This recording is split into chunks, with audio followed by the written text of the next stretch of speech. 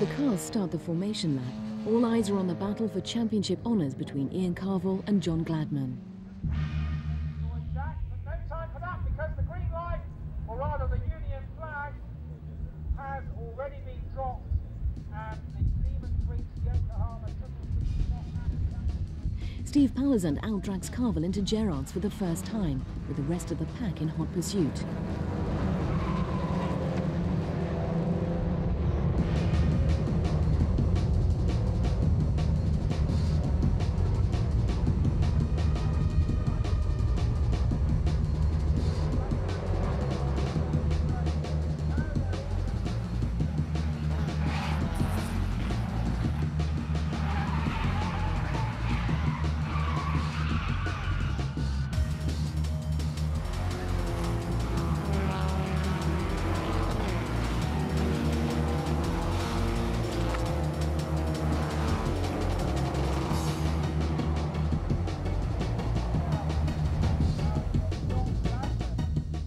By the end of the first lap, Palazand, Carville and Frost start to pull away.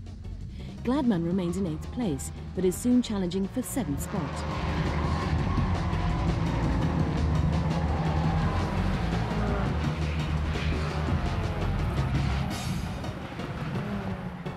With Carville putting increasing pressure on Palazand at the front of the field, Gladman makes his way up to 6th by the end of lap 2.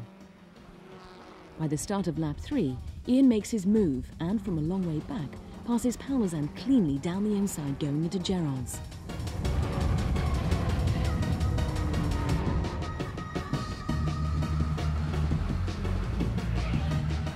Pushing it to the max, Frost tries to stay in touch with the Peugeots.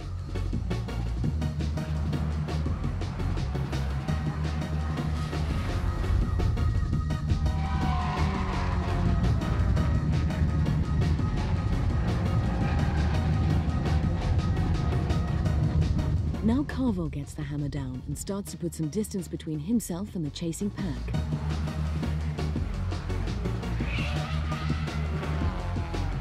Again, Jay locks up into the hairpin in a desperate attempt to stay with the leaders as Gladman passes Rid into 5th spot.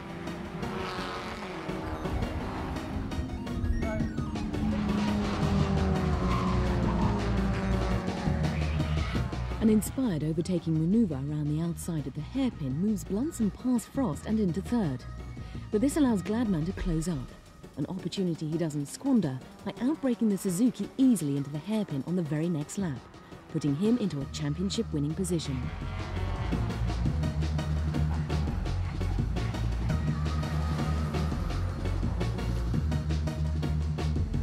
With Gladman up into 4th, the extra point for fastest lap could be all it takes.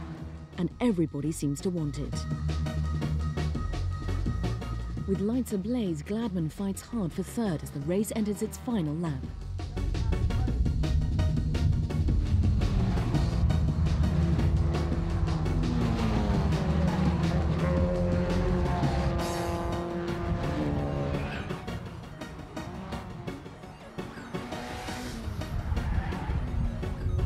Across the line, it's a well-deserved victory for Ian Carville, followed closely by Steve Palazand, Darren Blumson and John Gladman.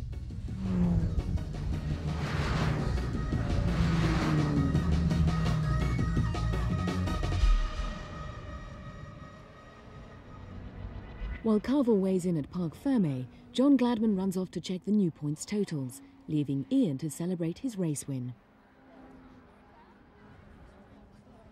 Coming out of Devil's Elbow, I saw Ian was actually quite a long way behind me at that point. Then flying down the straight, just coming to enter Gerrards, I had to think what line to take, whether I should take my normal sort of fast line or defensive line. I went to look in my mirror to see where he was and couldn't find him anywhere in my mirror, so I thought I'd carry on with the fast line. Next thing I knew, I had this white Peugeot down my inside and off he went. So unfortunately, my mistake, and well done to Ian. Congratulations to Ian. Did a good drive.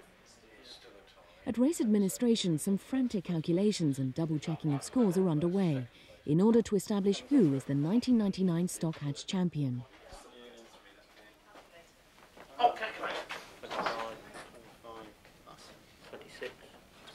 197. You're correct here. Right. Check John's at 18. See it equals 198. You were correct there. I was right. Sorry, it's the fastest lap. So the fastest lap. With only 1 point between them, Ian needs to have posted the fastest lap to clinch championship honours. The mood changes abruptly as rumours circulate of a pending protest.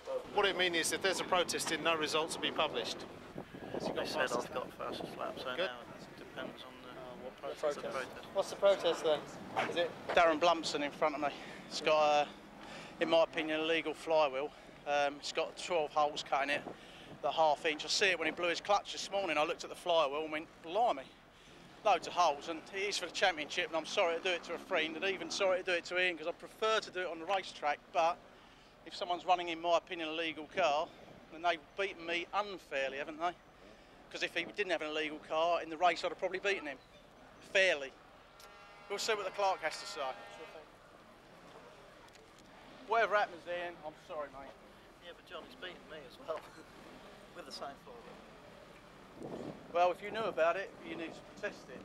I've got to protest it. I'm sorry. If that's the case, I'm sorry.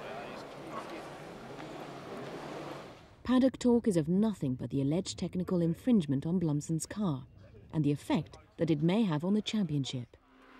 Well, I'm sorry, Ian. I've shook his hand, but I don't think Ian's very happy about it, and I understand that. But he's trying to drive a wonderful race today. Yeah, He's done all he can. If he loses.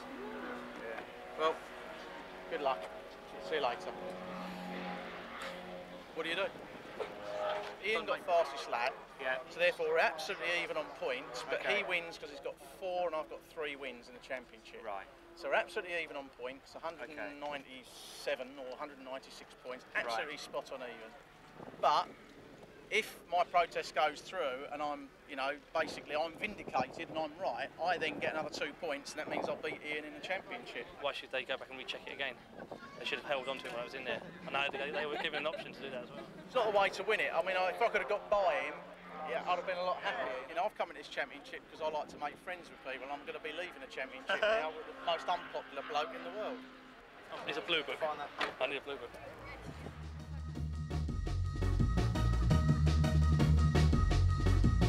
John Gladman's protest was eventually upheld, giving John the 1999 championship title. Having the series decided by the stewards left people feeling that this was an unsatisfactory end to an excellent race series. Despite these setbacks, the 1999 Stock Hatch Championship once again proved the quality of its racing and its drivers. With so much at stake at this series finale, both Ian Carville and John Gladman drove superbly. Ian Carville taking a most well-deserved race win, and John Gladman fighting his way to a no less deserved championship victory.